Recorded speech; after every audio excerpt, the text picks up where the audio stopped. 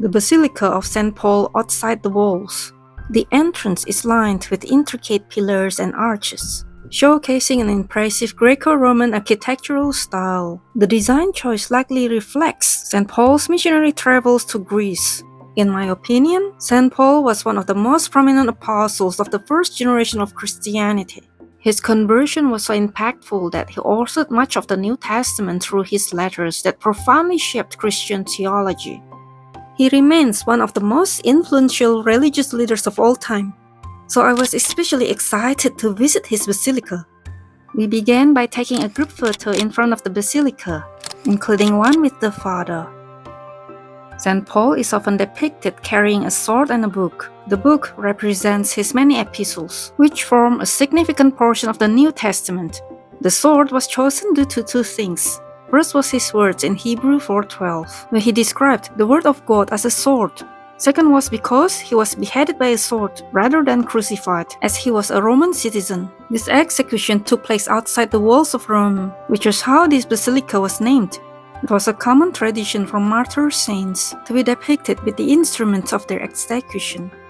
St. Paul's statue is often positioned beside St. Peter, who is always depicted holding keys, symbolizing the authority granted to him over the church, as referenced in Matthew 16:19.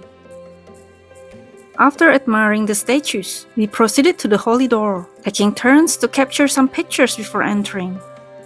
The bronze panel doors are adorned with bas-reliefs that depict significant biblical events, such as the Annunciation to Mary, Christ's baptism in the Jordan River, the crucifixion of Jesus, and other key stories from the Bible.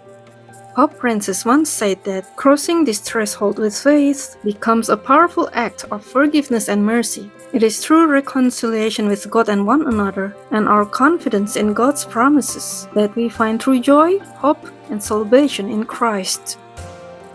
As we entered, rows of chairs were neatly arranged in the hallway. We sat together at one spot, preparing ourselves for a short mass. The basilica itself was breathtaking.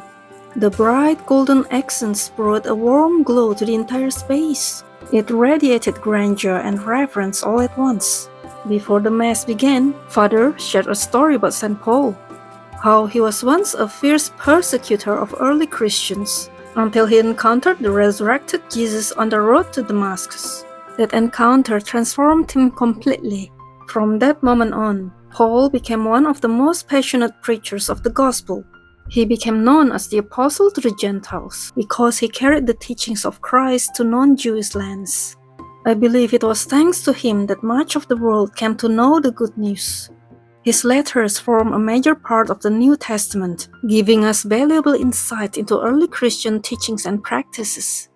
The original basilica dedicated to St. Paul was built over his burial site in the 4th century. In the 5th century, it was rebuilt and enlarged. Then, in the 19th century, it was almost destroyed by fire, but thankfully was rebuilt soon after. That's probably why it still feels relatively new, even though its foundations are ancient. After Mass, we walked towards St. Paul's tomb at the back.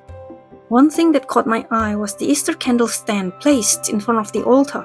It was covered in ancient reliefs, so intricate and detailed, looked like an artifact from centuries past. Right before the altar lies St. Paul's tomb. A prayer box sits nearby, where visitors can leave their prayer intentions, at €10 per envelope. Each of the 4 major basilicas has a grand altar, positioned above a relic and or the tomb of a saint, making these sacred spots central points of pilgrimage. The golden bronze shrine contains a relic of 9 linked chains, believed to be the chains that bound St. Paul during his imprisonment in Rome. Above the box, 3 miniature figures depict the moment of his detainment by the Roman soldiers. Behind a latticed metal screen, you can see the stone coffin, made of unpolished marble, that is said to enclose the tomb of St. Paul himself. Back upstairs, it was time to explore other areas of the basilica. One of the most beautiful features here was a mosaic depicting Jesus seated on his throne giving a blessing. Surrounding him were 4 of the great apostles. Below them stood the rest of the 12 apostles, and Pope Honorius III, humbly bowing at Jesus' right foot. Lining the upper walls is a series of visual records of popes throughout history, each encased in a round frame. It's truly awe-inspiring to think of just how many popes there have been, even by the time this basilica was built. The ceiling is another masterpiece, highly decorated and gilded. On the ornate ceiling, there is a shield adorned with lion emblems, topped with a papal mitre and crossed keys. It's likely the coat of arms of Pope Pius IX. Just by standing inside and taking it all in, you can see why this is considered the second largest church in the world after St. Peter's Basilica. Once we were ready to leave, we stepped back outside. There was something about this basilica, a powerful aura that lingered in the air. I felt it the moment I crossed this certain point. A strong, unexplainable presence that felt strangely warm and welcoming. It was as if I was being gladly received. Thank you for having us. 다음 금이 𝘋𝙖𝙥𝙖𝙥𝙣